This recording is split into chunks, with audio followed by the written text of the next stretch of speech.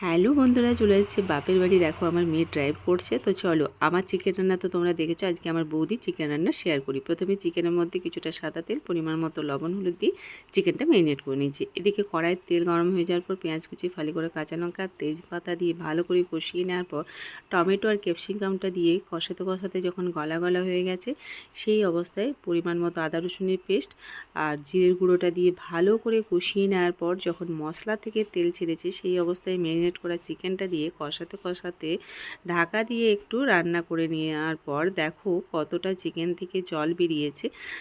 এখন এই চিকেনের জলে বৌদি ঢাকা দিয়ে চিকেনটাকে সুসেদ্ধ করে নেওয়ার পর চিকেনের জলটা যখন শুকিয়ে গেছে, একদম কষা কষা হয়ে গেছে, তখন আমাদের জন্য একটু চিকেন কষা তুলে রেখেছে। ব্যাস, তারপর অল্প একটু জল দিয়ে চিকেনটা সুসেদ্ধ করে নেওয়ার পর দেখো চিকেনের কালারটা কতটা ইয়াম্মি হয়েছে। তো এখন বৌদি চিকেনটা পরিবেশন করছে। কেমন লাগলো আমার বৌদির চিকেন রান্না অবশ্যই জানিও। টাটা।